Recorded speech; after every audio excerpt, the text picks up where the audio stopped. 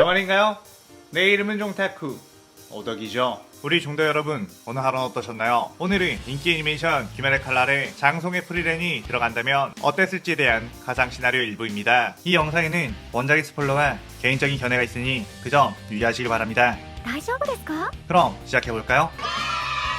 장송의 프리랜 같은 경우는 최근에 굉장히 재밌게 보고 있는 애니 중 하나로 마왕을 해치운 용사 파티의 엘프 마법사가 세월이 지나 다시 같은 여행길에 오르는 이야기를 다룬 판타지 장르의 작품입니다. 여기에 나오는 주인공 프리랜이 상당히 매력적인 캐릭터라 귀칼 세간에 들어가도 재밌을 것 같아 만들어봅니다. 이 가상 시나리오 컨텐츠는 원작의 고증을 철저히 따지지 않고요, 주인공이 된 캐릭터 위주로 다시 재구성해 만들기에 설정 오류 있고 능력치 보정도 아주 많다는 건 명심하세요. 그럼 오늘의 가상 시나리오 시작하겠습니다. 프리랜은 용사 파티와 함께 마왕을 쓰러뜨린 뒤 홀로 다시 여행을 다니며 마법 수집을 하고 있었죠. 프리랜의 취미는 잡다한 마법들을 수집하는 것이기에 기회가 있을 때마다 마법을 연구하고 마법을 익히며 살아갔었습니다. 그러던 중 어떤 곳에 자신의 스승이었던 플란메의 마도서가 있다는 이야기를 듣고 그곳에 찾아가게 되었는데, 보통 플란메의 마도서는 가짜였기에 이번에도 기대하지 않고 그 마도서를 펼쳤는데 프리랜이 그 책에 손을 대자 플란메가 걸어놓은 경위가 풀리며 플란메가 써놓은 수기가 나왔고, 프리랜 색다른 여행을 해보고 싶다면 이 마법을 사용해봐 라고 쓰여져 있었죠. 그 마도서에 쓰여있던 마법은 바로 이 세계로 가는 마법. 프리랜은 그 마법을 통해 어떤 다른 차원으로 가게 되었고 낯선 숲에 착지를 하게 되었습니다. 프리랜은 처음 보는 식물들에 신기해하며 구경하고 있었는데 갑자기 부스럭거리는 소리와 함께 크크, 여기 웬 꼬마 여자가 있네? 라며 오니가 나왔고, 프리랜은 꼬마 아닌데? 라며 천천히 그 오니를 살펴봤죠. 분명히 존재는 이미 인간이 아닌 존재, 마력, 오니들로 치면 비기를 내뿜고 있었기에 이 세계에 사는 종족인가 싶은 마음이 들었습니다. 그 오니는 프리랜에게 곧바로 달려들었고, 그녀는 아직 이 존재에 대해서 파악을 제대로 못한 상태였기에 마법을 쓰지 않고 일단 공격을 회피하기만 했죠. 그런데 그 순간 누군가가 빠른 속도로 뛰어와 그 오니의 목을 단번에 베어버렸고, 프리랜은 빠르다, 마치 용사 힘멜이 떠오르네? 라고 생각했습니다. 그는 괜찮아요? 다친 곳 없습니까? 라고 했다가 프리랜을 유심히 보고선 아니면 제가 방해를 한 것일까요? 라고 물었죠. 프리랜은 왜 그렇게 생각하지? 라고 물었고, 그는 당신은 제가 지금까지 봤던 사람 중에 가장 강해 보이거든요 라고 했습니다. 프리랜은 그걸 어떻게 알아? 라고 물었고, 그는 그냥 딱 보면 안다고 했죠. 프리랜은 마력을 항상 제어하고 있었기에 자신을 딱 보고 강하다고 느낄 수 있는 사람은 몇 없는데, 그가 바로 알아보자 이건 역시 용사 히멜과 비슷하다는 거 알았고 그의 이름을 물어봤습니다. 그는 지이쿠니 요리이치 귀살대 검사라고 소개했고, 그녀는 요리이치에게서 오니에 대한 것들과 귀살대에 대한 것들에 대해 이야기를 듣게 되었죠. 요리이치는 태초의 오니를 죽이기 위해 활동을 하고 있다며 혹시 괜찮다면 자신과 함께 돌아다니며 오니를 퇴치하지 않겠냐고 했습니다. 요리이치는 내비친 세계로 프리랜을 보고선 평범한 인간도 아니고 이 세계의 존재도 아니라는 것을 꿰뚫어 봤고, 혹시라도 이 세계의 위협이 될 수 있는 존재일지 모르니 붙어 다니는 편이 좋겠다고 판단을 한 거였죠. 프리랜은 이 세계를 가이드받는 느낌으로 요리이치를 따라 나섰고, 사실상 말이 좋아 함께 오니 퇴치였지. 프리랜은 구경만 하고 만나는 오니들은 요리이치가 전부 한 합에 베어버렸습니다. 프리랜은 그 모습을 보며 원래 이곳의 검사들은 전부 너 정도의 실력인가? 라고 물었고, 요리이치는 누구나 이 정도의 경지에 오를 수 있을 거라고 겸손하게 말했기에 프리랜은 굳이 자신이 나설 필요도 없이 오니는 종말을 맞이하겠구나 싶었죠. 그렇게 프리랜은 유유자적 풍경이나 구경하며 시간을 보냈고, 어느새 10년이라는 세월이 흐르자 드디어 요리이치와 프리랜은 태초의 오니이자 오니의 왕인 키부츠지 무잔을 만나게 되었습니다. 프리랜은 이번에는 강한 오니인가 하며 살짝 긴장을 했지만 요리이치 앞에서는 무잔 역시 쪽도 쓰지 못했고 요리이치 앞에서 무력하게 목이 베이고 말았죠. 무잔은 이 검사는 너무 위험하다는 생각이 들었고 이대로 6편으로 쪼개져 도망치는 방법을 선택해야 한다는 생각으로 그대로 수천 개의 6편으로 쪼개져 튀었습니다. 요리이치는 그 자리에서 많은 6편들을 배워버렸고 이 정도면 충분하겠지? 라고 생각했는데 그 순간 무잔의 옆에 있던 오니 타마요가 다급하게 방심하지만 아직 라고 할 때 프리랜이 마법을 날려 타마요를 그대로 파괴해버렸고 타마요는 소멸해가며 속으로 무잔은 아직 죽은 게 아니라고 라며 원통해했죠.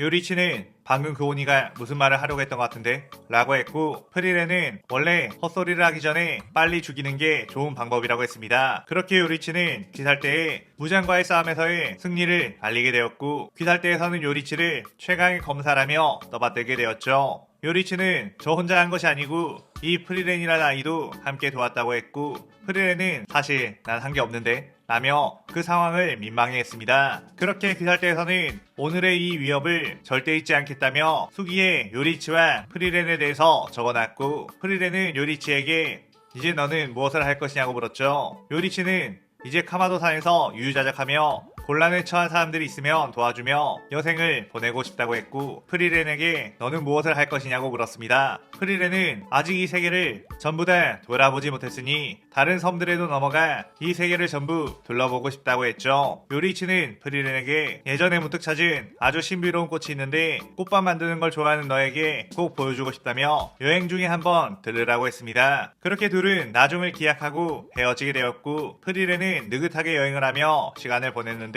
어느새 50년 가까이가 지나버렸죠. 프리렌은 아참 요리치가 어떤 꽃을 보여준다고 했는데 이제 슬슬 찾아가 볼까? 라며 카마도산에 찾아갔고 요리치를 다시 만나게 되었습니다. 요리치는 이미 머리가 백발이 된 노인이었고 프리렌을 반갑게 맞이해주며 다신 못 보는 줄 알고 매우 서운했었다고 했죠. 프리렌은 인간은 참 빨리 늙어버리는구나. 머리색이 나랑 비슷해졌네. 라고 했고 요리치는 정말로 엘프라는 건 나이를 먹지 않는다며 너는 예전 그 모습 그대로라며 감탄했습니다. 그렇게 요리치는 약속대로 프리렌에게 푸른 피아나라는 꽃을 보여줬고 프리렌은 확실히 아름답다며 감상에 젖어 있었죠. 요리치는 너와 함께 했던 10년의 여행은 역시 참 행복한 추억으로 남았다며 마지막 할 일을 하기 전에 너를 다시 봐서 참 다행이라고 했습니다. 프리렌은 마지막 할 일? 그게 뭔데? 나도 같이 따라가 줄까? 라고 물었고 요리치는 이건 나 혼자서 해야 하는 일이라며 아마 우리가 보는 건 이게 마지막일 거라고 했죠. 프리렌은 덤덤히 그렇구나. 인간의 수명은 참 짧아.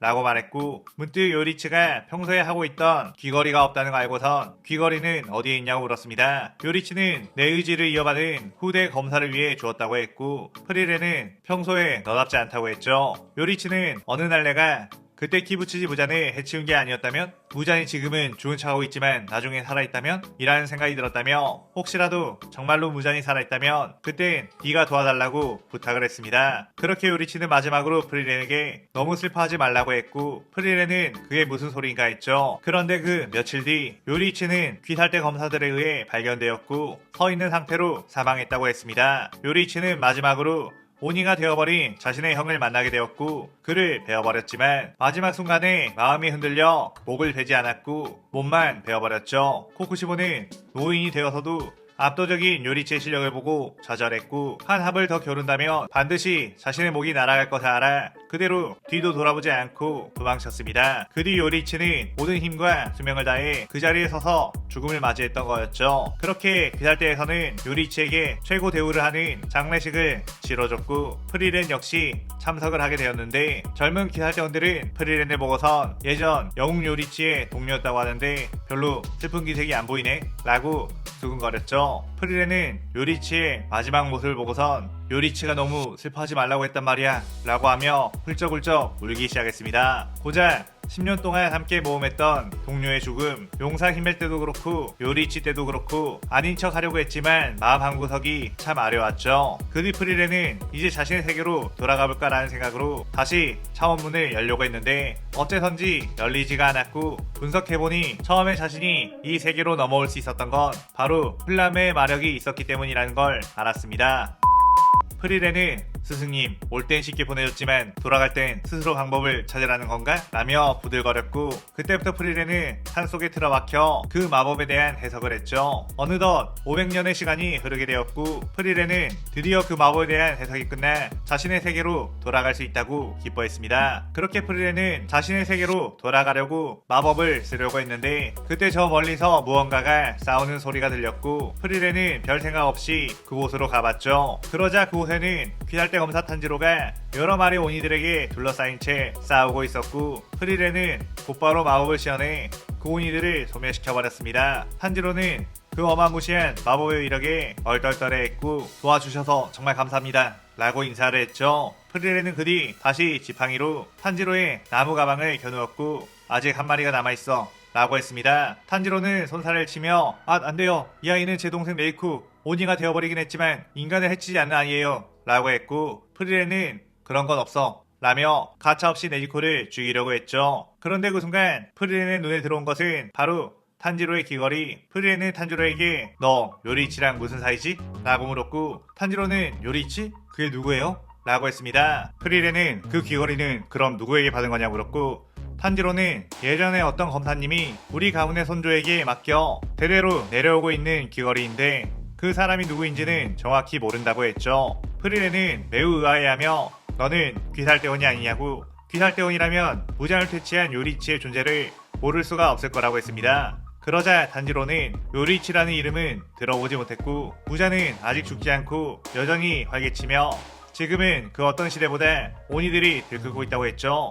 프리렌은 수백 년의 시간 동안 요리이치의 이름이 인간들 사이에서 잊혀져 버렸다는 걸 알았습니다. 그리고 무잔 역시 죽지 않았다는 것, 그리고 요리이치의 귀걸이를 가진 검사가 나타났다는 것에 요리이치가 마지막으로 부탁했던 무잔이 살아있다면 도와달라는 말이 떠올랐고, 자신의 세계로 돌아가는 것은 무잔을 퇴치하고 나서 하자라는 생각을 하며 좋아, 내가 널 도와서 무잔을 없애줄게 라고 했고, 그렇게 이 시나리오 일부가 끝이 나게 되죠. 이번 시나리오에서는 세계강 최강자 요리이치를 장송의 프리렌의 용사 힘멜과 겹치게 해서 프리렌과의 서사를 쌓아보며 프리렌이 긴 세월이 지난 후 다시 요리이치와 했던 것처럼 탄지로와 여행을 떠나는 전개를 짜보려고 해요. 아직 장송의 프리렌은 그렇게까지 유명한 작품은 아닌 것 같은데 판타지를 좋아하시는 분들은 한 번쯤 봐볼 만한 아주 괜찮은 작품이라고 생각합니다. 오늘의 가상 시나리오에 대한 감상평 많이 남기시고 다음 시나리오 2부도 많은 기대 부탁드려요. 오늘 영상 즐겁게 보셨다면 구독, 좋아요, 알림 설정 누르는 거 잊지 마시고요. 그럼 오늘은 이만 사요나라. 사요나라.